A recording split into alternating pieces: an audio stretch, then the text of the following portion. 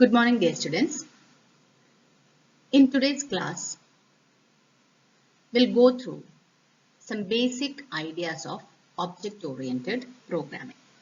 That is, what are the data types we are commonly using, what are the operators, what is a keyword, what is an identifier, what is an algorithm in a program, and what is a flowchart in a program. So this class includes basic concepts of programming, how to write it, and how to go for a C++ programming technique. Okay, after this, we'll go deep inside the syllabus. That is, as we have discussed, computers will understand only zeros and ones.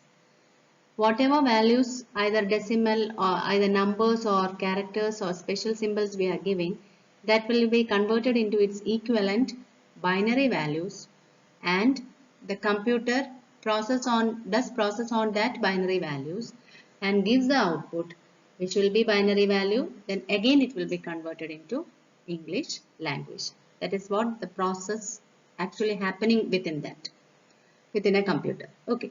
So computer uses a fixed number of bits to represent a piece of data. That is, computer represents a data with bit, and data can be always zeros or ones. Computers will understand only zeros and ones. That zeros and ones are known as a binary numbers or binary system. Okay. And here computer memory is divided into tiny storage location called bytes. അപ്പോൾ അതിനെ storage locations ആയിട്ട് divide ചെയ്തിട്ടുണ്ട്. അതിൽ ആ storage location എന്ന് പറയുന്ന പേരാണ് bytes എന്ന്. 8 ബിറ്റ് ചേരുമ്പോഴാണ് ഒരു ബൈറ്റ് ആവുന്നത്. അതായത് ആ ബൈറ്റിനെ വീണ്ടും നമ്മൾ 8 പോർഷൻ ആയിട്ട് ഡിവൈഡ് ചെയ്തിട്ടുണ്ട്. അതിലെ ഒരു പോർഷനെ നമ്മൾ പറയുന്ന പേരാണ് ബിറ്റ്സ് എന്ന്. 8 ബിറ്റ് ചേരുമ്പോൾ ഒരു ബൈറ്റ് ആവും. അപ്പോൾ ഇത്രയേ ഉള്ളൂ. കമ്പ്യൂട്ടേഴ്സിന് എല്ലായ്പ്പോഴും 0യും 1ഉം മാത്രമേ അതിന് മനസ്സിലാക്കാൻ പറ്റുള്ളൂ. അപ്പോൾ നമ്മൾ എന്ത് കൊടുത്താലും അതിന് ഈക്വലന്റ് ആയിട്ടുള്ള 0-1 കോമ്പിനേഷനിലോട്ട് അത് ഉറപ്പായിട്ട് മാറിയിരിക്കും. എന്നിട്ടാണ് അത് പ്രോസസ്സ് നടത്തുന്നത്. Okay.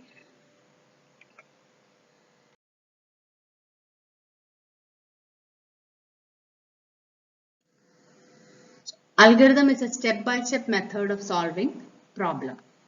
That is, when you are getting a problem for solving, for writing a program for a problem, first we are doing is we are writing step-by-step method. That is how it can be solved.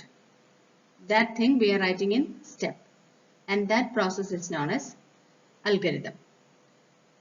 The sequence of steps to be performed in order to solve a given problem by computer is also an algorithm. The same definition in different way. There is a sequence of activities to be processed for getting desired output from a given input. That is, you will be having a set of inputs. From that, you have to get a desired output. That is the required output, and the sequence of steps or activities that can be followed. That is an algorithm. Before writing an algorithm for a problem, one should find out what are the inputs to the algorithm and what are the expected output. That is, input and output should be known before writing the algorithm. Okay. Next, many characteristics are there. First, I'll read. Each and every instruction should be precise and unambiguous. That is, each and every instruction should be clear and should have only one meaning. That is the first characteristics. Whatever you are writing, it should be clear and it should have a meaning. Then, each instruction should perform in finite time. That is, it should not go in infinite way. It should be finite. Algorithm must terminate. A full stop should be there. It should end. After the execution of instruction, the user should get the required skills. That is, when the instruction is executed, we'll get the we have to get the desired output. An algorithm should have 0 or more inputs and 1 or more outputs. That is, input can be 0 or more and output can be 1 or more. That is, at least one output we have to get in a program. Okay. So here are some examples we are discussing. Algorithm to find area of a rectangle. That is, we are going to find the area of a rectangle. For finding the area of a rectangle, we know we need length and breadth.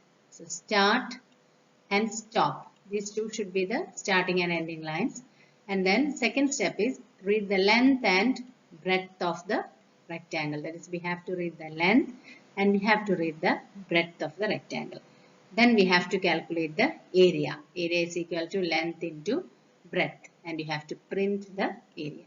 So this is algorithm for finding area of a rectangle. Okay, that is, you have to get the value of length and breadth, you have to multiplicate them, and you have to store in area, and then you have to get the result. You have to display the result. Okay.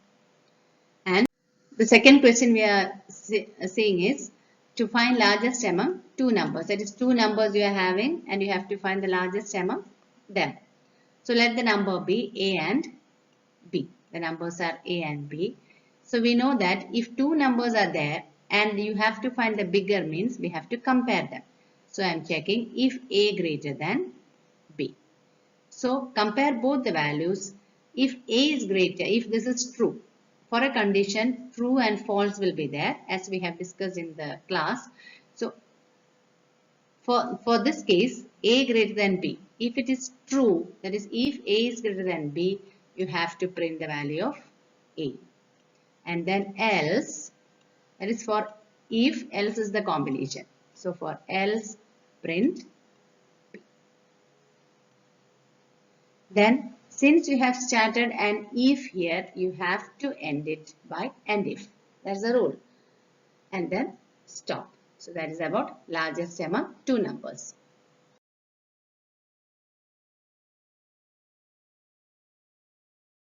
Let's first go through the definition of a flowchart. A pictorial representation of an algorithm is a flowchart. That is, when you are drawing how a problem is to be solved, that comes as a flowchart.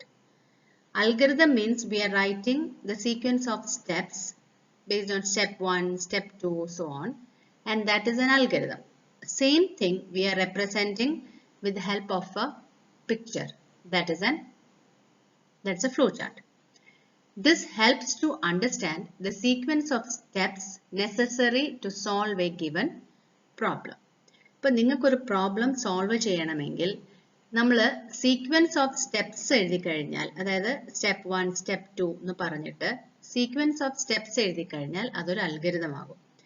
അതേ സംഭവം നിങ്ങൾ diagram വെച്ചിട്ട് represent ചെയ്ത് കഴിഞ്ഞാൽ അതൊരു flow chart ആകും. Okay, ഈ flow chart കണ്ടു കഴിഞ്ഞാൽ വ്യക്തമായിട്ട് നിങ്ങൾക്ക് മനസ്സിലാകും ഏതാണ് ആ ഫ്ലോ ഓഫ് ഡയറക്ഷൻ, എങ്ങനെയാണ് ഒരു കാര്യം ഓരോരോ കാര്യങ്ങളും അതിൻ്റെ ഉള്ളിൽ ചെയ്യുന്നതെന്ന് വ്യക്തമായിട്ട് നമുക്ക് മനസ്സിലാകും. ഓക്കെ, സോ ഇത് ലാസ്റ്റ് പോയിന്റ് നോക്കി, helps to write the program, that is helps the program documentation. പെട്ടെന്ന് നിങ്ങൾക്ക് ഒരു പ്രോഗ്രാം ഇതിൽ നിന്നും എഴുതാൻ വേണ്ടി സാധിക്കും. ഓക്കെ, സോ അപ്പം നമ്മൾ പടം വരച്ച് റെപ്രസെന്റ് ചെയ്ത് കഴിഞ്ഞാൽ that is A flow chart. അത് സ്റ്റെപ്പ് എഴുതി കഴിഞ്ഞാൽ അതാണൊരു അൽഗോരിതം. ഒരു പ്രോഗ്രാം നമ്മൾ ചെയ്യുമ്പോൾ അത് പ്രോഗ്രാം എഴുതുന്നതിന് മുന്നേ തന്നെ നമ്മൾ അതിൻ്റെ അൽഗോരിതം എഴുതണം, അതിൻ്റെ ഫ്ലോ ചാർട്ട് വരയ്ക്കണം. അപ്പോഴും നമുക്ക് കറക്റ്റായിട്ട് മനസ്സിലാകും നമുക്ക് ഔട്ട്പുട്ട് നമ്മൾക്ക് ആവശ്യമുള്ള പ്രകാരം തന്നെ നമുക്ക് ഔട്ട്പുട്ട് കിട്ടുമോ ഇല്ലയോ എന്ന്. ഓക്കെ, ഇനി നമ്മൾ കാണാൻ പോകുന്നത് ഫ്ലോ ചാർട്ട് സിംബൽസ് ആണ്. അതായത് ഏതൊക്കെ സിംബൽസ് യൂസ് ചെയ്ത് നമുക്ക് ഫ്ലോ ചാർട്ട് വരയ്ക്കാം എന്നുള്ളതാണ്. അതിനുവേണ്ടി first input output symbol. Okay, first one is input output symbol. അതിന് യൂസ് ചെയ്യുന്ന സിംബലാണ് പാരലലോഗ്രാം സിംബൽ. ഇപ്പൊ നിങ്ങൾ പാരലലോഗ്രാം സ്ക്രീനിൽ വരച്ചു കഴിഞ്ഞാൽ that represents input or output symbol. അപ്പൊ നിങ്ങൾ അൽഗോരിതം എഴുതിയപ്പോൾ നമ്മൾ കണ്ടു റീഡ് എ കോമ ബി അല്ലെ, ഡിസ്പ്ലേ ഏരിയ കണ്ടില്ലേ. സോ അപ്പൊ അതില് ആ റീഡ് ഡിസ്പ്ലേ എന്നൊക്കെ പറഞ്ഞു കഴിഞ്ഞാൽ ഇൻപുട്ടും ഔട്ട്പുട്ടും ഒക്കെയാണ്. സോ അതിനെ എഴുതാൻ വേണ്ടിയിട്ട് വരച്ച് റെപ്രസെന്റ് ചെയ്യാൻ വേണ്ടിയിട്ട് യൂസ് ചെയ്യുന്ന സിംബലാണ് പാരലലോഗ്രാം സിംബൽ. റൈറ്റ്, ഇനി next is process. Sum is equal to A plus B. A is equal to A plus 1. അതൊക്കെ പ്രോസസ്സാണ്. ആ പ്രോസസ്സിനെ നമ്മൾ റെപ്രസെന്റ് ചെയ്യുന്നത് റെക്റ്റാങ്കിളിനകത്താണ്. മനസ്സിലായോ? സോ പ്രോസസ് എന്ന് പറഞ്ഞു കഴിഞ്ഞാൽ എന്താണ് നിങ്ങൾ അവിടെ ചെയ്യുന്നത്, ഓപ്പറേഷൻ എന്താണ്, പ്രോസസ് എന്താണ്, അതിനെ നമ്മൾ റെക്റ്റാങ്കിളിൻ്റെ അകത്തിൽ എഴുതണം. ഓക്കെ, അതിനകത്തിൽ used to indicate a processing operation like arithmetic operation, assigning value to a variable, etc. A is equal to 1, A is equal to A plus 1. അതെല്ലാം നമ്മുടെ പ്രോസസ്സുകളാണ്. അതെല്ലാം നമ്മൾ ഈ റെക്റ്റാങ്കിളിന്റെ ഉള്ളിൽ എഴുതണം. മൂന്നാമത്തേത് ഡിസിഷൻ സിമ്പിൾ. അതാണ് തേർഡ് വൺ. ഡിസിഷൻ സിമ്പിൾ നമ്മൾ ഡയമണ്ട് ഷേപ്പിനകത്തിലാണ് നമ്മൾ ഡിസിഷൻ സിമ്പിൾ വരയ്ക്കുന്നത്. ഡയമണ്ട് ഷേപ്പിന്റെ അകത്തിൽ നമ്മൾ അതിന്റെ ഉള്ളിൽ വേണം നമ്മൾ എഴുതാൻ വേണ്ടിയിട്ട് എന്താണ് നിങ്ങൾ കൊടുക്കുന്ന കണ്ടീഷൻ. അതാണ് നമ്മൾ ഡിസിഷനകത്തിൽ എഴുതുന്നത്. ഒരു കണ്ടീഷൻ ചില സമയങ്ങളിൽ നമുക്ക് കണ്ടീഷൻ കൊടുക്കേണ്ടി വരും. ആ കണ്ടീഷൻ ട്രൂ ആണോ ഫോൾസ് ആണോ അങ്ങനെ നമ്മൾ എഴുതും. ഓക്കെ, അപ്പൊ ആ കണ്ടീഷൻ റെപ്രസെന്റ് ചെയ്യുന്നത് ഈ ഡയമണ്ട് സിമ്പിളിന്റെ ഉള്ളിലാണ്. If A greater than B, അതൊരു കണ്ടീഷനാണ്.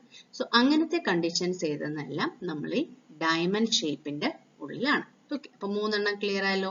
Input output simple, process and decision. Next flow line. ഇനി ഇതിനെല്ലാം കണക്ട് ചെയ്യാൻ വേണ്ടി നമുക്ക് ലൈൻസ് വേണം. ആ ഒരു ഫ്ലോ കാണിക്കാൻ വേണ്ടിയിട്ട് you need arrow headed lines. So അതിൽ ലെഫ്റ്റ് ആരോ ഉണ്ട്, right arrow, down arrow, up arrow. So based on the necessity നമ്മൾ ഇതിൽ നിന്നും ആവശ്യമുള്ളവരെ യൂസ് ചെയ്യും. Next one is connector. Connector means if your flowchart is too big, നിങ്ങളുടെ flow chart ഒരുപാട് വലുതാണ്, അതൊരു പെർട്ടിക്കുലർ ഏരിയയിൽ നിൽക്കില്ല. അങ്ങനെ വരുമ്പോൾ നമ്മൾ എന്താ ചെയ്യുന്നത്, അതിന്റെ ബാക്കി rest of the flow chart you will draw in next page, right? So അങ്ങനെയുള്ള സമയത്ത് ഇതിന്റെ ബാക്കിയാണ് അത് എന്ന് കാണിക്കാൻ വേണ്ടിയിട്ട് നമ്മൾ എന്താ ചെയ്യുന്നത്, ഇതേപോലൊരു സർക്കിള് വരയ്ക്കും.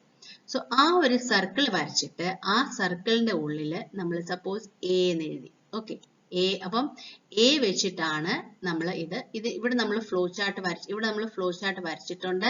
അതിന്റെ താഴെ ഇവിടെ വന്നപ്പോൾ the page has been finished. അപ്പോഴും നമ്മൾ അവിടെ താഴെ ഒരു കണക്ടർ വരച്ചിട്ട് അതിന്റെ ഉള്ളിൽ എ എഴുതി. ഇനി സപ്പോസ് നമ്മൾ ആ എയുടെ ബാക്കി അടുത്ത ഒരു പൊസിഷനിൽ തുടങ്ങുവാണ് അല്ലെ, അപ്പൊ നമ്മൾ എന്താ ചെയ്യുന്നത്, നമ്മൾ നെക്സ്റ്റ് എ എഴുതും, സർക്കിളിന്റെ ഉള്ളിൽ എ എഴുതും, എന്നിട്ട് എവിടാണോ അതിന്റെ ബാക്കി അവിടെ നമ്മൾ കൊണ്ടുപോയിട്ട് കണക്ട് ചെയ്ത് വെക്കും. താഴോട്ടാണ് താഴോട്ട്, ഏത് ഡയറക്ഷനിലോട്ടാണ് കണക്ഷൻ കൊടുക്കേണ്ടതെന്ന് വെച്ച് കഴിഞ്ഞാൽ ആ ഡയറക്ഷനിലോട്ട് നമ്മൾ കണക്ട് ചെയ്ത് വെക്കും. ദാറ്റ് മീൻസ് ഈ എയുടെ കണ്ടിന്യൂവേഷൻ ആണ് ഈ എ. ഓക്കെ, ഈ വേരിയബിൾ അതിനകത്തിൽ എന്താണോ എഴുതുന്നത് അല്ലെങ്കിൽ നമ്പർ ആണോ എന്ത് സ്പെസിഫിക്കേഷൻ ആണോ കൊടുക്കുന്നത് അത് നമ്മൾ രണ്ടിടത്തും സെയിം വേണം കൊടുക്കാൻ. Okay, that is connector.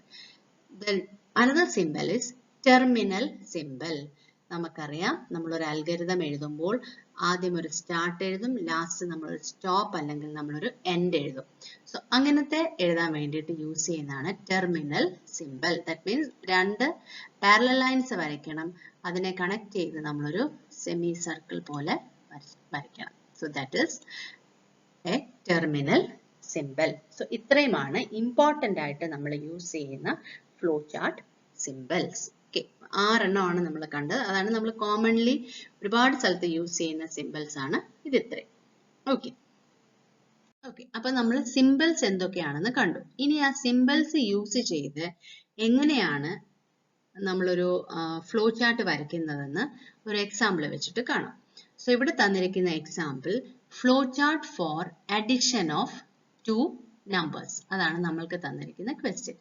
2 നമ്പേഴ്സിനെ കൂട്ടാൻ വേണ്ടിയിട്ട് ആഡ് ചെയ്യാൻ വേണ്ടിയിട്ടുള്ള flow chart.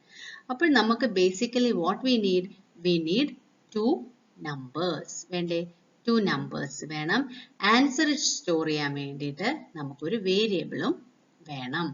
Okay, let it be S. So 2 numbers, ഞാൻ അവർക്ക് പേര് കൊടുക്കാൻ പോവാ. എങ്ങനെയാ, let the first number be A and let the second number B B. കണ്ടോ, അപ്പൊ എയും ബിയും ഞാൻ അതിന് പേര് കൊടുത്തു. എസ് എന്താ, എസ് ആണ് എന്റെ ആൻസർ. ഓക്കെ, റിസൾട്ട് സ്റ്റോർ ചെയ്യുന്നത് എസിന്റെ ഉള്ളിലാണ്. അപ്പോൾ നമ്മൾ എന്താ ചെയ്യുന്നത്, ഫസ്റ്റ് സ്റ്റാർട്ട് വരച്ചു. അത് കഴിഞ്ഞ് നമ്മൾ എന്താ ചെയ്യുന്നത്, പാരലലോഗ്രാം സിമ്പിളിന്റെ ഉള്ളില് ഇൻപുട്ട് എ കോമ ബി, എയും ബിയും വാങ്ങിക്കുക, അല്ലെങ്കിൽ റീഡ് എ കോമ ബി കൊടുക്കണം. അത് കഴിഞ്ഞ് നെക്സ്റ്റ് സ്റ്റെപ്പ് എന്താ ചെയ്യുന്നത്? You are adding A and B and you are storing the result in S. കണ്ടോ, എയും ബിയും കൂടെ ആഡ് ചെയ്ത് നമ്മൾ എസിന്റെ ഉള്ളിൽ ആ റിസൾട്ട് സ്റ്റോർ ചെയ്ത് വെക്കുന്നു. അതുകൊണ്ടാണ് നമ്മൾ എഴുതുന്നത് S is equal to A plus B.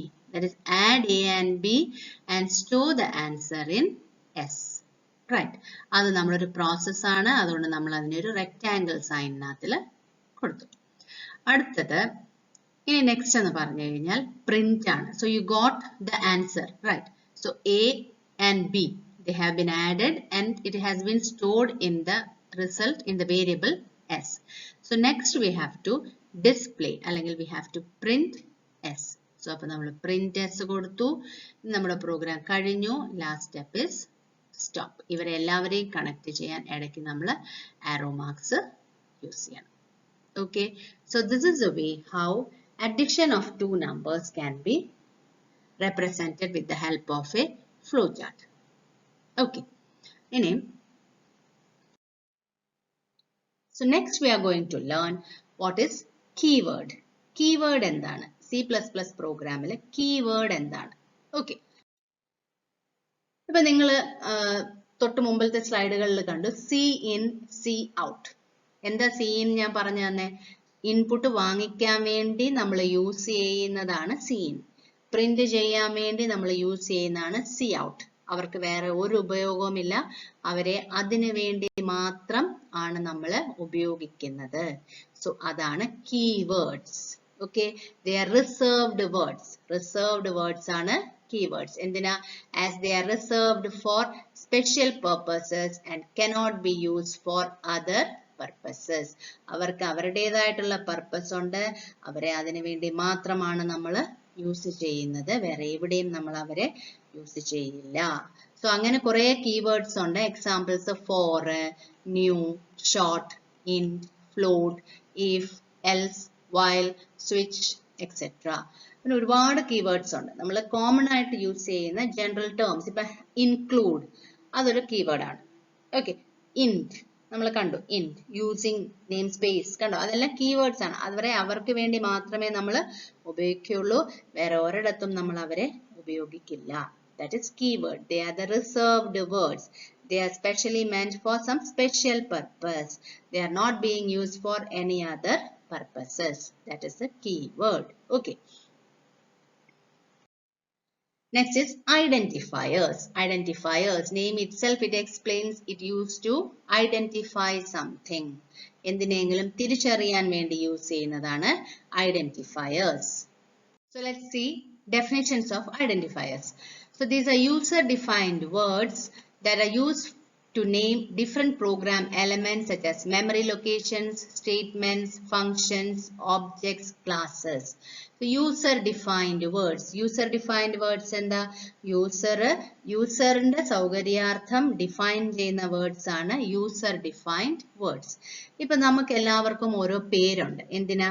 നമ്മളെ വിളിക്കാൻ വേണ്ടി യൂസ് ചെയ്യാനാണ് നമ്മൾക്ക് ആ പേരുള്ളത്, അല്ലെ? അതേപോലെ തന്നെ ഇതിനകത്തിൽ യൂസ് ചെയ്യുന്ന ഏതെങ്കിലും നമ്പേഴ്സ് ആവട്ടെ, എന്തുമായിക്കോട്ടെ, മെമ്മറി ലൊക്കേഷൻസ് ആവട്ടെ, ഫങ്ഷൻസ് ആവട്ടെ, ഓബ്ജക്ട്സ്, ക്ലാസ്സസ് എന്തുമായിക്കോട്ടെ, അവരെ നമ്മൾ തിരിച്ചറിയാൻ വേണ്ടി നമ്മൾക്ക് അവർക്കൊരു പേര് കൊടുക്കും. ആ പേരിനെയാണ് നമ്മൾ ഐഡന്റിഫയേഴ്സ് എന്ന് പറയുന്നത്. അത് യൂസർ ഡിഫൈൻഡ് ആണ്, അതായത് നമ്മൾ ഡിഫൈൻ ചെയ്യുന്നതാണ്. Okay, identifiers of memory locations are called variables. നമ്മൾക്ക് ഇപ്പം ഒരു number, let the first number be A. Okay, so അതൊരു മെമ്മറി ലൊക്കേഷൻ. സോ അതിന് നമ്മൾ പറയുന്നതാണ് വേരിയബിൾസ്. അതേപോലെ identifiers assign to statements are called labels. എന്തെങ്കിലും ഒരു സ്റ്റേറ്റ്മെന്റിനെ, ഒരു ലൈനിനെ ഐഡന്റിഫൈ ചെയ്യാൻ നമ്മൾ യൂസ് ചെയ്യുന്നതാണ് labels. Okay, identifiers use to refer a set of statements are called function names. Group of statements, കുറെ ഗ്രൂപ്പ് ഓഫ് സ്റ്റേറ്റ്, ഇപ്പൊ നമ്മൾ ഇന്റ് മെയിൻ കഴിഞ്ഞിട്ട് കേളി ബ്രാക്കറ്റ് ഓപ്പൺ ചെയ്ത് കേളി ബ്രാക്കറ്റ് ക്ലോസ് ചെയ്യുന്നതിന്റെ ഇടയ്ക്ക് ഒരു ഗ്രൂപ്പ് ഓഫ് സ്റ്റേറ്റ്മെന്റ്സ് എഴുതും. അവരെ തിരിച്ചറിയാൻ വേണ്ടിയിട്ടാണല്ലോ നമ്മൾ int main കൊടുത്തത്. അത് built in function ആണ് main എന്ന് പറഞ്ഞു കഴിഞ്ഞാൽ. പക്ഷെ നമ്മൾക്ക് ഇതേപോലെ തന്നെ നമ്മളുടേതായിട്ട് functions create ചെയ്യാൻ പറ്റും. ആ functionsന് നമ്മൾ കൊടുക്കുന്ന പേര് അതായിരിക്കും function identification. Okay. So identifier used to refer that particular function. അതിന് നമ്മൾ ഫംഗ്ഷന് ഒരു പേരൊക്കെ കൊടുക്കും. സോ അത് കഴിഞ്ഞിട്ട് നമ്മൾ ബ്രാക്കറ്റ് ഓപ്പൺ ചെയ്യും, കുറെ സ്റ്റേറ്റ്മെന്റ്സ് എഴുതും, ബ്രാക്കറ്റ് ക്ലോസ് ചെയ്യും. സോ ആ ഒരു സെറ്റ് ഓഫ് സ്റ്റേറ്റ്മെന്റ്സിന് അതൊരു ഫംഗ്ഷൻ ആണ്, അതായിട്ട് നമ്മൾ എഴുതുകയാണ്. സോ അങ്ങനെ നമ്മൾ പേര് കൊടുത്തവരെ റെഫർ ചെയ്യും. അതാണ് identifiers use to refer a set of statements. സ്റ്റേറ്റ്മെന്റ്സിന്റെ ഒരു സെറ്റിനെ ഐഡന്റിഫൈ ചെയ്യാൻ വേണ്ടി നമ്മൾ ഫംഗ്ഷൻ നെയിംസ് യൂസ് ചെയ്യാറുണ്ട്. മനസ്സിലായോ ഇത്രയും? സോ ഐഡന്റിഫയേഴ്സ് എന്ന് പറഞ്ഞു കഴിഞ്ഞാൽ യൂസർ ഡിഫൈൻഡ് വേർഡ്സ് ആണ്. Objects, memory location, statements, functions ഇവരെ തിരിച്ചറിയാൻ വേണ്ടി നമ്മൾ യൂസ് ചെയ്യുന്നതാണ് ഐഡന്റിഫയേഴ്സ്. മെമ്മറി ലൊക്കേഷൻസിനെ ഐഡന്റിഫൈ ചെയ്യാൻ പറയുന്നത് നമ്മൾ വേരിയബിൾസ് എന്ന് പറയും. സ്റ്റേറ്റ്മെന്റ്സ് ഐഡന്റിഫിക്കേഷൻ നമ്മൾ ലേബൽസ്, ഗ്രൂപ്പ് ഓഫ് സ്റ്റേറ്റ്മെന്റ്സ് ആണെങ്കിൽ ഫംഗ്ഷൻ നെയിംസ്. ഓക്കെ, കുറച്ച് റൂൾസ് ഉണ്ട് ഐഡന്റിഫയേഴ്സിന്. എങ്ങനെ വേണം identifiers? Identifiers is an arbitrary long sequence of letters, digits and underscores. Letters ആകാം, digits ആകാം, underscore ആകാം. Hyphen അല്ല, underscore. The first character must be a letter or underscore. ആദ്യത്തെ ക്യാരക്ടറോ ഒരു ലെറ്ററോ ഒരു അണ്ടർസ്കോറോ ആയിരിക്കണം. White space and special characters are not allowed. Special characters എന്ന് പറഞ്ഞാൽ full stop, comma, semicolon, അങ്ങനത്തേതൊക്കെ, ഹാഷ്, അങ്ങനത്തേതൊക്കെ. സോ അതൊക്കെയാണ് സ്പെഷ്യൽ ക്യാരക്ടേഴ്സ്. വൈറ്റ് സ്പേസ് എന്താ? ഒരു സ്പേസ്. നമ്മൾ സ്പേസ് ബാർ കൊടുക്കുമ്പോൾ എന്താ സംഭവിക്കുന്നത്? ഇടയ്ക്ക് ഒരു ഗ്യാപ്പ് വരും അല്ലെ? സോ ആ ഒരു സ്പേസ്, അതാണ് white space. Keywords cannot be used as identifiers. എന്തുകൊണ്ടാ? Keywords R mainly മെന്റ് four A particular purpose. അതാണ്, അതിനുവേണ്ടി മാത്രമാണ് നമ്മൾ കീവേഡ് യൂസ് ചെയ്യുന്നത്. So keywords cannot be used as identifiers. Okay, because they are keywords, they are reserved words. They are meant for some special purposes. Last point, upper and lowercase letters are treated differently. അതുകൊണ്ടാണ് നമ്മൾ ഇതിനെ case sensitive എന്ന് പറയും. അത് capital ആണ് നിങ്ങൾ കൊടുക്കുന്നതെങ്കിൽ, capital A ആണ് നിങ്ങൾ, let the first number B capital A, അങ്ങനെയാണെങ്കിൽ ആ ഫസ്റ്റ് നമ്പറിനെ വിളിക്കുന്ന സ്ഥലത്തെല്ലാം you have to mention capital A. Small A കൊടുത്തു കഴിഞ്ഞാൽ that is something different. Okay, അതുകൊണ്ടാണ് ഇതിനെ നമ്മൾ കേസ് സെൻസിറ്റീവ് എന്ന് പറയുന്നത്. ഇവിടെ കുറച്ച് എക്സാമ്പിൾസ് ഉണ്ട്. കൗണ്ട്, ടോട്ടൽ സാലറി, കണ്ടോ? Total salary, gap is there, space is there. So അങ്ങനെ നമുക്ക് സ്പേസ് കൊടുക്കാൻ പറ്റില്ല. അപ്പൊ നമുക്ക് ഒരു ഗ്യാപ്പ് ഇട്ട് എഴുതുകയും വേണം. അപ്പൊ നമ്മൾ എന്താ ചെയ്യുന്നത്? അവിടെ ഒരു അണ്ടർസ്കോർ ഇട്ട് കൊടുത്താൽ മതി. അതേപോലെ അണ്ടർസ്കോർ ഫസ്റ്റ് പ്രൈസ്. ഇതെല്ലാം ഐഡന്റിഫയേഴ്സിന്റെ റൂൾസ് ആണ്. Okay,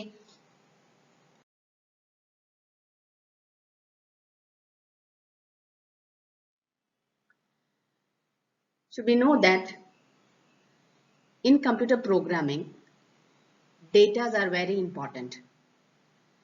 So a data type, which type of data we are using in a program, that is data type, and the amount of memory required for each data type will be different.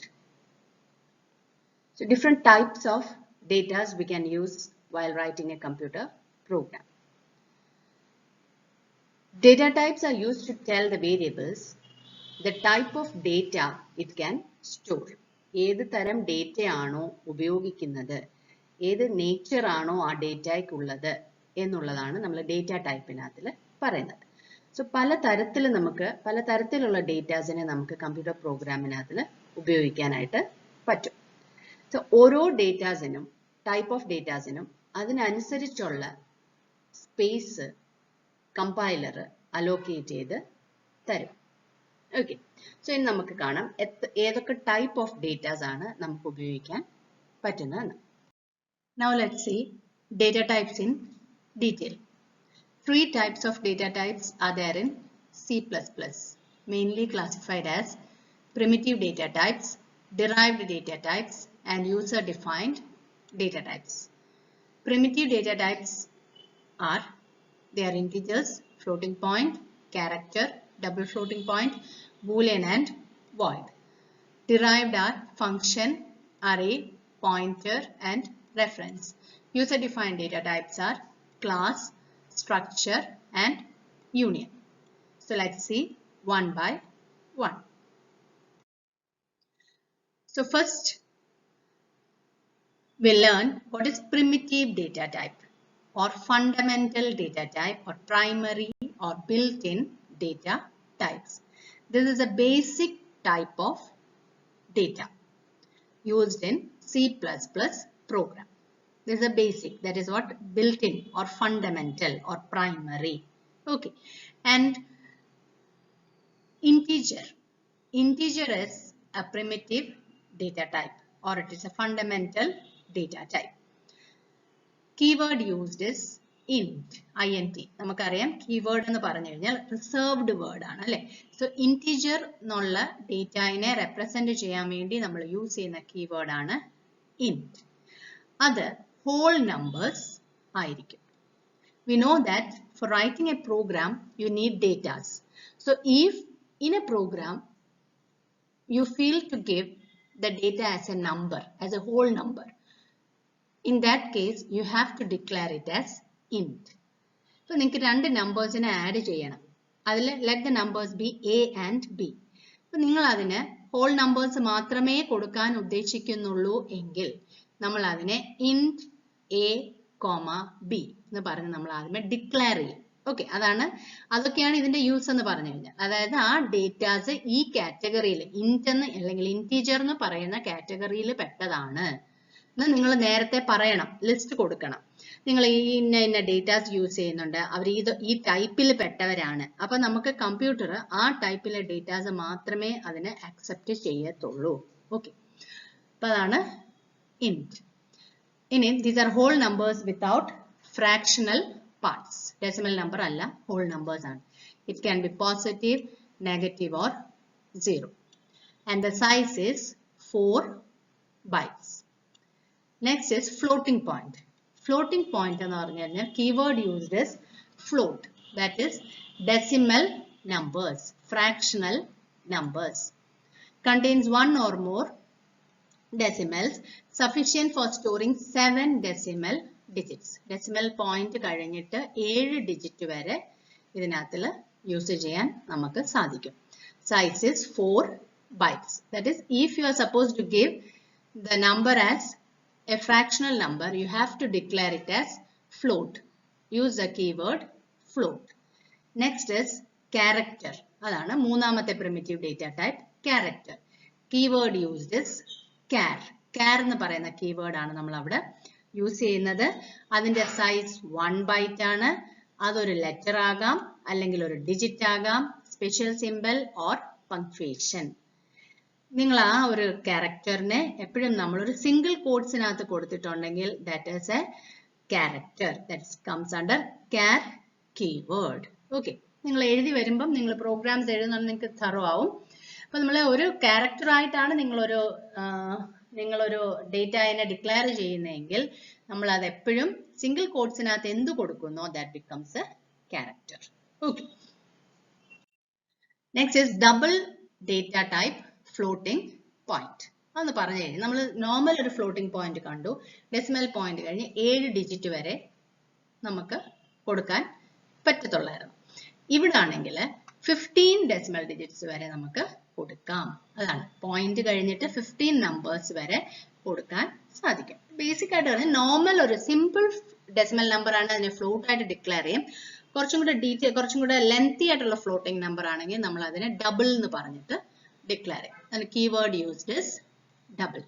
This also stores fractional numbers and the size is 8 bytes. Next one is boolean. Boolean എന്ന് പറഞ്ഞു കഴിഞ്ഞാൽ keyword use is bool. ഇത് logical വാല്യൂസിനെ store ചെയ്യാൻ വേണ്ടി, logical എന്താ, either true or false. True ഫാൾസിനെ store ചെയ്യാൻ വേണ്ടി നമ്മൾ യൂസ് ചെയ്യുന്നതാണ് ബൂലിയൻ അല്ലെങ്കിൽ ബൂൾ. ഇതിന്റെ സൈസ് 1 byte ആണ്. അതായത് ഒന്നിൽ അത് ട്രൂ ആയിരിക്കും അല്ലെങ്കിൽ അത് ഫാൾസ് ആയിരിക്കും, ഒന്നിൽ അത് 1 ആയിരിക്കും അല്ലെങ്കിൽ അത് 0 ആയിരിക്കും. Next one is void. void എന്ന് പറയുന്ന primitive data type അത് യൂസ് ചെയ്യുന്നത് four null or empty set of values എന്ന് പറഞ്ഞു കഴിഞ്ഞാൽ നിങ്ങളിപ്പോൾ ലാസ്റ്റ് പോയിന്റിൽ കണ്ടോ, void data type is used for those functions which does not returns a value. നിങ്ങളുടെ ആ ഒരു പ്രോഗ്രാമിൽ ആ ഒരു ഫംഗ്ഷനിൽ വാല്യൂ റിട്ടേൺ ചെയ്യുന്ന ഇല്ല എങ്കിൽ നമ്മൾ അതിനെ void എന്നും പറഞ്ഞ് ഡിക്ലെയർ ചെയ്യും. റിട്ടേൺ എന്താ? തിരിച്ചു കിട്ടുക അല്ലെ?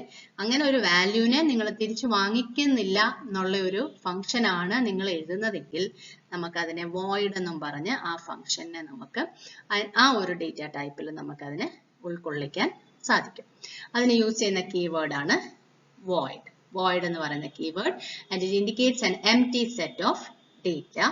Since it is empty, it does not require any memory space. Okay, so ഇത്രയാണ് 6 ടൈപ്പ് ആണ് primitive data types: integer, float, character, double, boolean and void. Important ആണ് ഇത്. Okay, next is derived data types. Derived data types എന്ന് പറഞ്ഞു കഴിഞ്ഞാൽ the data types which are derived from fundamental data types അല്ലെങ്കിൽ built-in data types. അവരിൽ നിന്നും derive ചെയ്യപ്പെട്ടിരിക്കുന്ന data types ആണ് derived data types through some grouping or alteration in size. Grouping അല്ലെങ്കിൽ alteration ഒക്കെ ചെയ്തിട്ട് നമ്മൾ യൂസ് ചെയ്യുന്നതാണ് derived data types. അതിന്റെ first type എന്ന് പറഞ്ഞു കഴിഞ്ഞാൽ function. Function എന്താ? It's a program segment. നിങ്ങൾ ഇപ്പൊ ഏതെങ്കിലും ഒരു പ്രോഗ്രാം എഴുതുന്ന സമയത്ത് ഒരു പെർട്ടിക്കുലർ പോർഷൻ എപ്പോഴും റെപ്പറ്റേറ്റീവ് ആയിട്ട് വരുന്നുവെങ്കിൽ നമ്മൾ നോർമലി എന്താ ചെയ്യുന്നത്? എവിടെയൊക്കെ വരുന്നുണ്ടോ അവിടെ നമ്മൾ വീണ്ടും അതത്രയും റിപ്പീറ്റ് ആയിട്ട് ടൈപ്പ് ചെയ്ത് നമ്മൾ ആ പ്രോഗ്രാം ചെയ്യേണ്ടി വരും. അതിന് പകരം നമ്മൾ ആ ഒരു റെപ്പറ്റീഷനെ നമുക്കൊരു ഫംഗ്ഷൻ ആക്കി എഴുതി വെക്കാനായിട്ട് സാധിക്കും. ഒരു സ്പെസിഫിക് വെൽ ഡിഫൈൻഡ് ടാസ്ക് ആക്കി എഴുതി വെക്കാൻ സാധിക്കും. എന്നിട്ട് ആ ഫംഗ്ഷൻ ഒരു പേരൊക്കെ നമുക്ക് കൊടുക്കാം. അപ്പൊ എവിടൊക്കെ അത് ആവശ്യമുണ്ടോ ആ പേര് വിളിച്ചു കഴിഞ്ഞാൽ ഓട്ടോമാറ്റിക് ആയിട്ട് that will be executed over that. So that is A function. Next one is array. Array എന്ന് പറഞ്ഞു കഴിഞ്ഞാൽ ഹോമോജീനിയസ് സെറ്റ് ഓഫ് എലമെന്റ്സ്, ഒരേപോലുള്ള എലമെന്റ്സിനെ, ഒരേ കാറ്റഗറിയിൽ പെട്ടിട്ടുള്ള എലമെന്റ്സിനെ കളക്ട് ചെയ്തിട്ട് അടുത്തടുത്ത മെമ്മറി ലൊക്കേഷൻസ്, അതായത് കണ്ടിന്യൂസ് മെമ്മറി ലൊക്കേഷൻസിൽ സ്റ്റോർ ചെയ്യുന്ന ടെക്നിക്കാണ് array. Okay, next is pointer. What is pointer? It is pointing something. So അത് നമുക്ക് പോയിന്റേഴ്സ് വെച്ചിട്ട് നമുക്ക് ഏതെങ്കിലുമൊക്കെ വേരിയബിൾസിനെ അല്ലെങ്കിൽ ഏതെങ്കിലുമൊക്കെ സ്പെസിഫിക്കേഷൻസിനെ പോയിന്റ് ചെയ്യാൻ വേണ്ടി യൂസ് ചെയ്യുന്ന ടെക്നിക്കാണ് pointer. Next one is reference. നമ്മൾ കോമൺ ഇംഗ്ലീഷിൽ യൂസ് ചെയ്യുന്ന വാക്കാണ് റെഫറൻസ്. അപ്പൊ നമ്മൾ റെഫർ ചെയ്യാൻ വേണ്ടി നമ്മൾക്കൊരു ഓൾട്ടർനേറ്റീവ് നെയിം അല്ലെ, ഒരു എക്സിസ്റ്റിംഗ് വേരിയബിളിനെ റെഫർ ചെയ്യാൻ വേണ്ടിയിട്ടുള്ള ഓൾട്ടർനേറ്റീവ് നെയിം, അതാണ് റെഫറൻസ്. അങ്ങനെ നമ്മൾ എന്തെങ്കിലും യൂസ് ചെയ്യുന്നുണ്ട് എങ്കിൽ നമ്മൾ അതിനെ റെഫറൻസ് എന്ന് പറഞ്ഞിട്ട് വെക്കും. ഇതെല്ലാം നിങ്ങൾക്ക് പ്രോഗ്രാംസ് പഠിച്ചു വരുമ്പോഴത്തേക്കും ഇതെല്ലാം നമ്മൾ ഓരോന്നും സ്റ്റെപ്പ് ബൈ സ്റ്റെപ്പ് ആയിട്ട് പഠിക്കും. അപ്പൊ നിങ്ങൾക്ക് കുറച്ചും കൂടെ അത് ക്ലിയർ ആവും. ഇപ്പൊ നമ്മൾ ജസ്റ്റ് ആ ഡേറ്റ ടൈപ്സ് എന്തൊക്കെയാണ്. So derived data types 4 types ആണ്. Derived from built-in or fundamental data types, 4 types. Function എന്ന് പറഞ്ഞു കഴിഞ്ഞാൽ program segment ആണ്, which we are using repetitively. Array എന്ന് പറഞ്ഞു കഴിഞ്ഞാൽ collection of homogeneous elements ആണ്. Array continuous memory locations store ചെയ്യും. Pointer are symbolic representation of addresses. It is pointing to a particular location. And reference reference is an alternative name for an existing variable. Okay, the 4 type. And the last method, or third method, is user-defined data types. User-defined, that is, it is defined by the user. User-defined data types are user-defined data types. Avarum derived data types.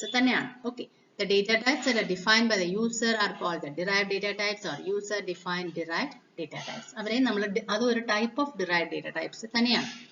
So other is a data type that is derived from an existing data type. All over data type will generate the data types are user-defined or user-defined derived data types. We can use this to extend the built-in types already available and create our own customized data types. നമ്മളുടെ സ്വന്തം ആവശ്യങ്ങൾക്ക് വേണ്ടി നമ്മൾ create ചെയ്യുന്ന data types ആണ് user defined data types. So user defined data types il first one is class. Class nu paranja building block of C++ that leads to object oriented programming. Adana class. Object oriented programming allengi C++ polte language inde basic building block aanu class ennu parayunnathu. Aduthathu structure. Structure is a user-defined data type in C++. This creates a data type that can be used to group items of possibly different types into a single type. Array ആവുമ്പം നമ്മൾ same type ആയിരുന്നു കണ്ടിരുന്നത്. ഇവിടെ ആവുമ്പം different types, integer, float, character എല്ലാരെയും കൂടെ mix ചെയ്ത് ഒറ്റ type ആയിട്ട് നമുക്ക് ഇതിൻ്റെ അകത്തിൽ structure ആയിട്ട് declare ചെയ്യാൻ വേണ്ടി സാധിക്കും. അടുത്തത് union. Like structures, union is also a user-defined data type. In union, all members share the same memory location. അതാണ് യൂണിയന്റെ പ്രത്യേകത. It shares the same memory location. Okay.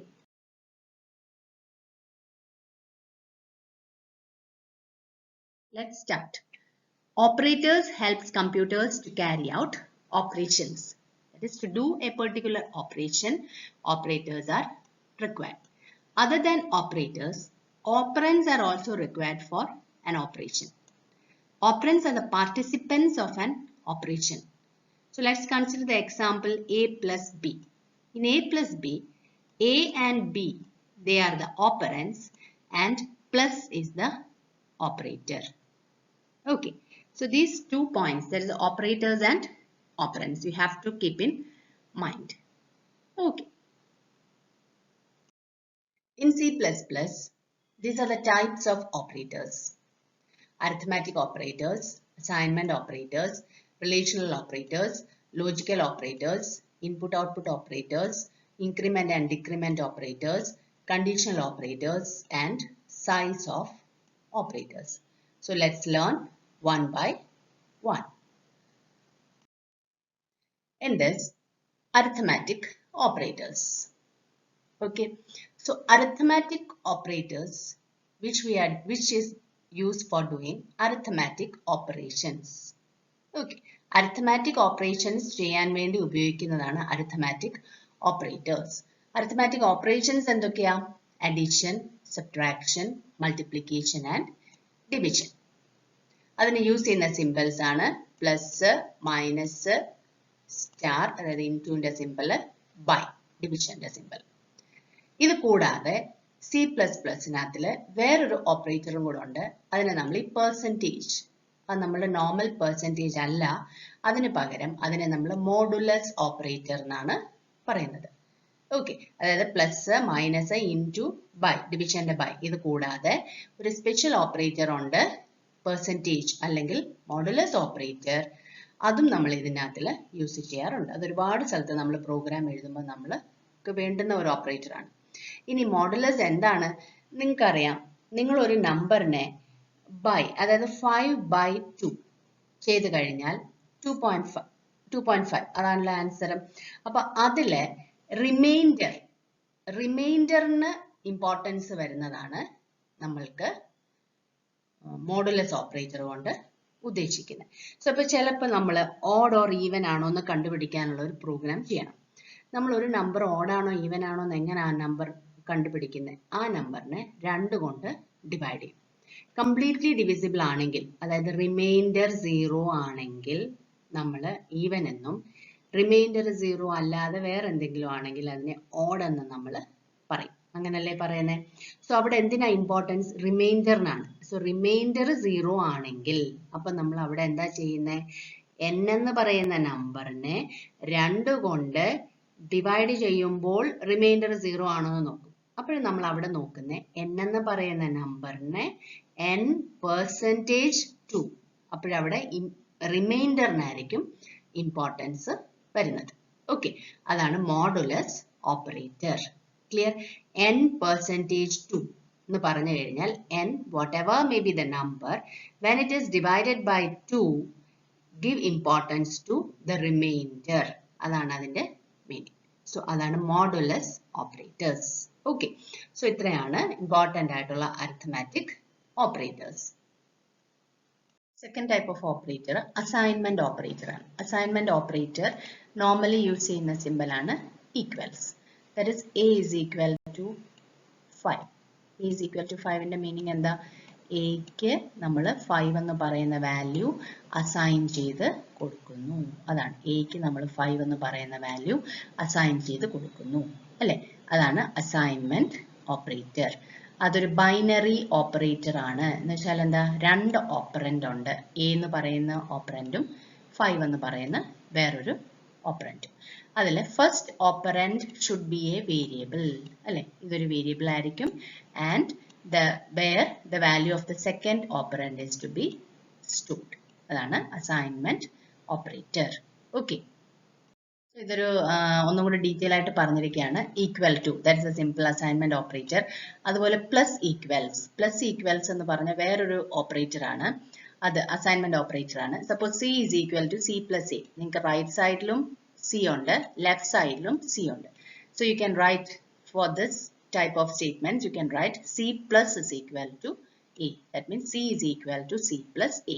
അതേപോലെ മൈനസ് ഈക്വൽസ്, അതും നമ്മൾ C is equal to C minus A എന്നുള്ളത് C minus is equal to A എന്ന് എഴുതാം. അതുപോലെ ഇൻറ്റു ഈക്വൽസ് ഉണ്ട്, സെയിം വേ ആണ്. ബൈ ഡിവിഷൻ്റെ ഡിവൈഡ് ഈക്വൽസ് ഉണ്ട്, പെർസെൻറ്റേജ് ഈക്വൽസ് ഉണ്ട്. ഓക്കെ, സോ ഇത്രയാണ് ഇമ്പോർട്ടൻ്റ് ആയിട്ടുള്ള assignment operators. Relational operators, they are used for comparing numeric data. Suppose you want to find A greater than B. നിങ്ങൾക്ക് check ചെയ്യണം. Okay, whether the value of A is greater than B. അതിന് use ചെയ്യുന്ന relational operator നമ്മൾ greater than ആണ്. ഇതൊരു binary operator ആണ്. നമ്മൾ രണ്ട് ഓപ്പറൻഡ് യൂസ് ചെയ്യുന്നുണ്ട്. Result of any relational operator will be either true or false. ഇത് ഒന്നുകിൽ ട്രൂ ആകാം അല്ലെങ്കിൽ ഫോൾസ് ആകാം. So based on the condition, ആ കണ്ടീഷന്റെ അനുസരിച്ച് ഇത് ഒന്നിൽ ട്രൂ ആകാം അല്ലെങ്കിൽ ഫോൾസ് ആകാം. ട്രൂ ആണെങ്കിൽ 1 എന്നും ഫോൾസ് ആണെങ്കിൽ 0 എന്നുമാണ് മീനിങ്. സോ അതാണ് റിലേഷണൽ ഓപ്പറേറ്റേഴ്സ്. റിലേഷണൽ ഓപ്പറേറ്റേഴ്സ് കാണിച്ചിട്ടുണ്ട്. ഇവിടെ നിങ്ങൾ ഒരെണ്ണം കണ്ടോ, is equal to. We know 1 equal to, ഒരു ഈക്വൽ ടു ആണെങ്കിൽ അതിന്റെ അർത്ഥം എന്താ, അത് അസൈൻമെന്റ് ഓപ്പറേറ്റർ ആണ്. So if you are writing equal to that means 5 equal to 5. രണ്ട് റൈറ്റ് സൈഡും ലെഫ്റ്റ് സൈഡും സെയിം അല്ലേ, 5 equal to 5. രണ്ട് സൈഡും തുല്യമാണെങ്കിൽ, സെയിം ആണെങ്കിൽ, ഇക്വാളിറ്റി, അതാണ് നമ്മൾ ഈക്വൽ ടു കൊണ്ട് നമുക്ക് മനസ്സിലാവേണ്ടത്. സോ ഇത് രണ്ടും കൂടെ ഡിഫറൻസ് നിങ്ങളോട് ചോദിക്കാം. ഒരു ഈക്വൽ ടു ഉണ്ടെങ്കിൽ അസൈൻമെന്റ് ഈക്വൽ ടു ആണെന്നും, രണ്ട് ഈക്വൽ ടു ഉണ്ടെങ്കിൽ ഇക്വാളിറ്റി. അതാണ് checks if the values of two operands are equal or not. If yes, the condition becomes true. Example ആണ് A is equal to A. അതുപോലെ next one is exclamation mark and equal to, that is not equal to. 5 not equal to 2. True അല്ലേ, 5 not equal to 2. നമ്മൾ കണ്ടീഷനിൽ use ചെയ്യുന്നതാണ്, റിലേഷനിൽ ഒരുപാട് use ചെയ്യേണ്ടി വരുന്നത്. അതുപോലെ ഗ്രേറ്റർ ദാൻ നമുക്കറിയാം, less than, greater than or equal to and less than or equal to. So ഇത്രയാണ് കോമൺ ആയിട്ട് യൂസ് ചെയ്യുന്ന റിലേഷണൽ ഓപ്പറേറ്റേഴ്സ്. ക്ലിയർ ആയല്ലോ? ഇത് മാത്രമേ ഉള്ളൂ നിങ്ങൾ ഇതിനകത്ത് ന്യൂ ആയിട്ട് പഠിക്കുന്നത്. Difference between equal to and equal to. That is ഒരു ഈക്വൽ ടു ഉണ്ടെങ്കിൽ that is assignment equal to, രണ്ട് ഈക്വൽ ടു ഉണ്ടെങ്കിൽ that is equality. Right side and left side are both same. Okay. Next is the logical operators. In mathematics, we may use the expression A greater than B greater than C. ഇങ്ങനെ നമുക്ക് use ചെയ്യാം. But in C++, this is not possible. C++ൽ എഴുതുന്ന സമയത്ത്, programme എഴുതുന്ന സമയത്ത് നമ്മൾ ഈ ഒരു A greater than B greater than C എന്ന് പറയുന്ന എക്സ്പ്രഷനെ A greater than B and B greater than C എന്ന് പറഞ്ഞ് കട്ട് ചെയ്യും. എന്നിട്ട് ഈ രണ്ട് എക്സ്പ്രഷൻസിനെ നമ്മൾ ഈ ലോജിക്കൽ ഓപ്പറേറ്റേഴ്സ് യൂസ് ചെയ്ത് കമ്പൈൻ ചെയ്യും. Okay. So logical operators, 3 types ഉണ്ട്. Logical and, logical or and logical not. And suppose you are having 3 variables A, B and C. നിങ്ങൾക്ക് 3 variables ഉണ്ട്, A യും B യും C. ഇനി ഇതില് നമ്മൾ logical and, suppose you have to find greatest among these 3 numbers. അപ്പോൾ നമ്മൾ എന്താ ചെയ്യുന്നത്, A greater than B ആണോ എന്ന് നോക്കും. And at the same time A greater than C ആണോ എന്നും ചെക്ക് ചെയ്യും. അങ്ങനെ ആണെങ്കിൽ നമുക്ക് പ്രിന്റ് ചെയ്യാം A ആണ് വലിയ നമ്പർ, ബിഗ്ഗസ്റ്റ് നമ്പർ എന്ന് പ്രിന്റ് ചെയ്യാം. So you have to write A greater than B and A greater than C. അപ്പോൾ നമുക്ക് എങ്ങനെ എഴുതാം, if A greater than B and at the same time and logical AND using. Okay, and A greater than C. കണ്ടോ, A greater than B and A greater than C. ഈ കണ്ടീഷനും satisfy ആവണം, ഈ കണ്ടീഷനും satisfy ആവണം. അതാണ് logical and. Logical or ആണെങ്കിൽ ഒന്നുകിൽ ഇത് അല്ലെങ്കിൽ ഇത്. അപ്പൊ നമുക്ക് അവിടെ പൈപ്പ് സൈൻ, ഇത് നിങ്ങളുടെ കീബോർഡിലുണ്ട്, ഈ പൈപ്പ് സൈൻ യൂസ് ചെയ്യുക. A greater than B or A greater than C. അതാണ് second one. Third one is logical not. That means complement. True ആണ് നിങ്ങളുടെ ആൻസർ എങ്കിൽ ഫോൾസ് ആയിട്ട് ഔട്ട്പുട്ട് വരും, ഫോൾസ് ആണെങ്കിൽ ട്രൂ ആകും. നമുക്ക് അതിന്റെ എക്സാമ്പിൾസ് കാണുമ്പോൾ അത് കുറച്ചും കൂടെ നിങ്ങൾക്ക് ക്ലിയർ ആവും. സോ ഇവിടെ ലോജിക്കൽ ആൻഡ് ഓപ്പറേറ്റർ കണ്ടോ. If to relational operators E1 and E2 are combined using AND operator, returns true if both the statements are true. രണ്ടും ട്രൂ ആണെങ്കിൽ മാത്രമേ ആ ഒരു മുഴുവനായിട്ട് ആ ഫുൾ ഇതിനെ നമുക്ക് ട്രൂ ആയിട്ട് ഡിക്ലെയർ ചെയ്യാൻ പറ്റത്തുള്ളൂ, ട്രൂ ആണെന്ന് പറയാൻ പറ്റത്തുള്ളൂ. ലോജിക്കൽ ഓർ ആണെങ്കിലോ E1 and E2 are combined using OR operator, returns true if one of the statement is true. ഒരാൾ ട്രൂ ആയാൽ ആൻസർ ട്രൂ ആകും. Next is logical not. Reverse the result. കണ്ടോ, not 100 less than 2. Not 100 less than 2. 100 is less than 2 ആണോ? അല്ല. അതിനെ complement ചെയ്തേക്കുക, not ചെയ്തേക്കുക. അപ്പോഴതെന്താവും? True ആവും. കണ്ടോ, 100 greater than 2 ആണോ? ആണ്. പക്ഷെ അതിനെ നമ്മൾ നോട്ട് ചെയ്യാണ്. നോട്ട് ചെയ്യുമ്പോൾ അതെന്താവും? 0. That is just complement, just opposite of the result. അതാണ് നോട്ട്, ലോജിക്കൽ നോട്ട്. ഓക്കെ, അത് നേരെ ട്രൂ ആണെങ്കിൽ ഫോൾസ് ആകും, ഫോൾസ് ആണെങ്കിൽ ട്രൂ ആകും. ഇതൊക്കെ നമ്മൾ ഒരുപാട് സ്ഥലത്ത് യൂസ് ചെയ്യേണ്ടി വരും. ഓക്കെ, സോ ഇത്രയാണ് നിങ്ങളുടെ logical operators. Next is input output operators. Input ഓപ്പറേറ്റേഴ്സും ഉണ്ട്, ഔട്ട്പുട്ട് ഓപ്പറേറ്റേഴ്സും ഉണ്ട്. നമ്മൾ സ്ട്രക്ചർ ഓഫ് C++നകത്ത് കണ്ടായിരുന്നു. സി ഔട്ട് നമ്മൾ കണ്ടിരുന്നു, ഹലോ വേൾഡ് പ്രോഗ്രാം എഴുതി. ഈ ഒരു ഓപ്പറേറ്റർ കണ്ടു, രണ്ട് ലെസ് ദാൻ സൈൻ, അതേപോലെ തന്നെ രണ്ട് ഗ്രേറ്റർ ദാൻ സൈനും ഉണ്ട്. ഓക്കെ, ഇപ്പൊ നിങ്ങൾ ഇൻപുട്ട് മേടിക്കുന്ന സമയത്ത് suppose you want to read, you want to input, ഇപ്പൊ നിങ്ങൾക്ക് അഡീഷൻ ഓഫ് 2 നമ്പേഴ്സ് ചെയ്യണമെങ്കിൽ 2 നമ്പർ നിങ്ങൾക്ക് വേണം. So you have to read that. So അപ്പൊ നമുക്ക് എങ്ങനെ എഴുതാം? സി ഇൻ കഴിഞ്ഞിട്ട് നമ്മൾ ഈ ഒരു ഓപ്പറേറ്റർ എഴുതണം.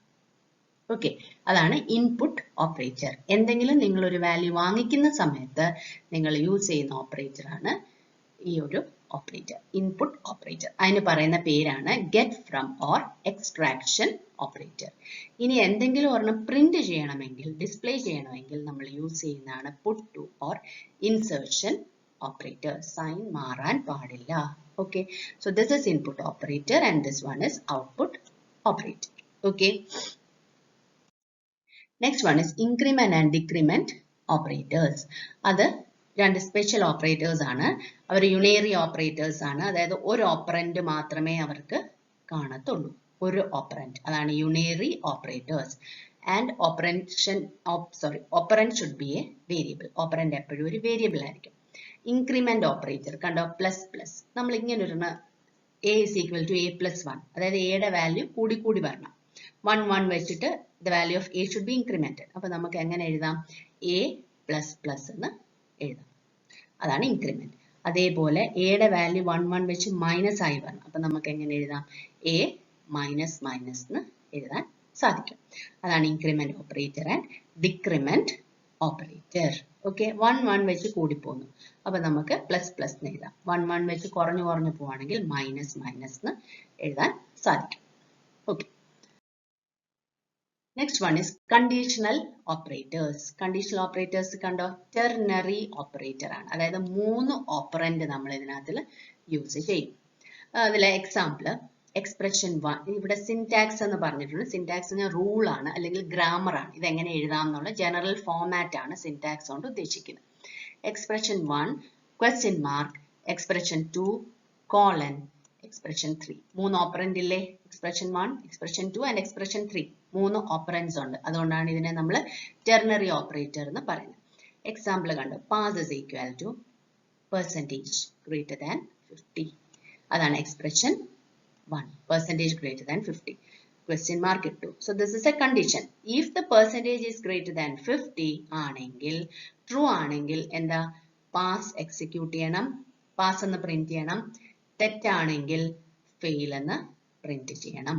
ഇതിന്റെ ഇടയ്ക്ക് ഒരു കോളനും വേണം. അതായത് ഇത് true ആണെങ്കിൽ, condition true ആണെങ്കിൽ pass എന്ന് print ചെയ്യും, അല്ലെങ്കിൽ fail എന്ന് print ചെയ്യും. അതാണ് the first second point കണ്ടോ. The first will be condition and the remaining will be the values. The condition will be checked and if it is true, the second operand will be selected to get the value. Otherwise, the third operand will be selected. Clear ആയല്ലോ? അത് important ആണ് conditional operators. So condition, question mark, true value, colon, false value. So if the condition is true, true value will be the answer, and if the condition is false, false value will be the answer. അതനുസരിച്ച് നിങ്ങൾ values കൊടുത്താൽ മാത്രം മതി. So ഇത് 3 operands ഉണ്ട്. അതുകൊണ്ടാണ് നമ്മൾ ഇതിനെ ടെർണറി ഓപ്പറേറ്റർ എന്ന് പറയുന്നത്. Last type of operator size of operator ആണ്. സൈസ് ഓഫ് ഓപ്പറേറ്റർ എന്ന് പറഞ്ഞു കഴിഞ്ഞാൽ ഇറ്റ്സ് എ യുണേറി ഓപ്പറേറ്റർ. അതായത് ഒരു ഓപ്പറന്റ് മാത്രമേ കാണത്തുള്ളൂ. Unary operator, and that returns the amount of memory space in bytes allocated for the operand. ആ ഓപ്പറൻഡിന് മെമ്മറി സ്പേസ് എന്ത് മാത്രം വേണം, അതാണ് amount of memory space. അത് ഏതിലായിരിക്കും? ബൈറ്റ്സിലായിരിക്കും. അതാണ് സൈസ് ഓഫ് ഓപ്പറേറ്റർ. ഓക്കെ. അടുത്തത് precedence of operator. This is also a question. Priority of operators. So ഒരുപാട് operators നിങ്ങളുടെ ഒരു ഇക്വേഷനിൽ വന്നിട്ടുണ്ടെങ്കിൽ ആദ്യം നിങ്ങൾക്ക് ആർക്ക് പ്രിഫറൻസ് കൊടുക്കും, പിന്നെ ആർക്ക് പ്രിഫറൻസ് കൊടുക്കും. നമ്മൾ മാത്സിൽ ബോട്ട് മാച്ച് പ്രിൻസിപ്പിൾ യൂസ് ചെയ്യാറുണ്ട് അല്ലെ, ബ്രാക്കറ്റ് അങ്ങനെ പറഞ്ഞിട്ട് ആ ഒരു റൂൾ ഫോളോ ചെയ്യാറുണ്ട്. അതേപോലെ തന്നെ ഇവിടെയും നമ്മൾ റൂൾ ഫോളോ ചെയ്യും. പ്രയോറിറ്റി ആർക്ക് കൊടുക്കണം? Parenthesis. What is parenthesis? Bracket ആണ് പാരാന്തസിസ്. പിന്നെ plus plus, minus minus, not, unary plus, unary minus, size of. കണ്ടോ? സോ ഈ ഒരു ഓർഡറും മസ്റ്റ് ആയിട്ട് നിങ്ങൾ പഠിച്ചിരിക്കണം. Precedence of operators. കുറെ ഓപ്പറേറ്റേഴ്സ് ഒരുമിച്ച് ഒരിടത്ത് വന്നു കഴിഞ്ഞാൽ നിങ്ങൾ ആർക്ക് ഫസ്റ്റ് പ്രിഫറൻസ് കൊടുക്കണം, അതാണ് പ്രിസിഡൻസ് ഓഫ് ഓപ്പറേറ്റേഴ്സ്. ഓക്കെ. പിന്നെ നിങ്ങൾ ഈ ഒരു ടേം 3 എണ്ണം കണ്ടിരുന്നു. Unary operator, binary operator and ternary operator. അതെന്താ? based on the number of operands. ഓപ്പറൻസിന്റെ എണ്ണം അനുസരിച്ച് നമുക്ക് 3 type of operators ഉണ്ട്. Unary, binary and ternary. Unary എന്താ? ഒരു ഓപ്പറന്റ് മാത്രമേ കാണത്തുള്ളൂ. ബൈനറി എന്താ? 2 ഓപ്പറന്റ് കാണും.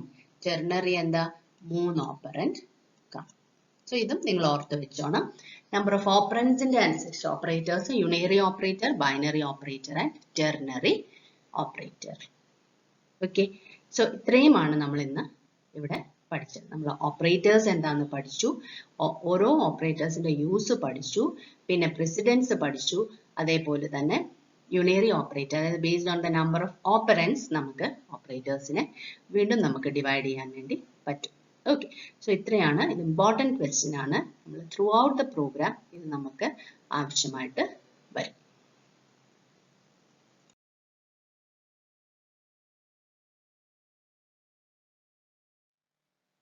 So first let's see what are statements. So we know what is a program. Program is actually a group of statements. That is, statements are the smallest executable unit of a program language. It is the executable portion of a program, that is a statement. Statement always ends with a semicolon. A statement is either simple or complex. Simple statement encloses no other statement. That is, it will be only single one, only one statement. That is simple statement.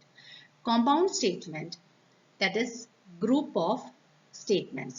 That is compound statements. It includes simple statements and it includes other compound statements. Compound statements always includes within braces, within curly brackets. Okay, so that is what simple statement and compound statement. Simple statement, a single statement. Compound statement is a simple statement or group of statements. When they come together, they form a compound statement. Statements in C++ are declaration statements are there, assignment statements are there, input, output, control statements, and many other statements we are commonly using within a program. So what is declaration statements? Declaration statements are the statements which are used for declaring something. We know that data we are using in each programs, and that data we have to declare. We have to tell the compiler which category they belong to. Right. So we know what is data type. Different types are there: int, float, double, many we have said.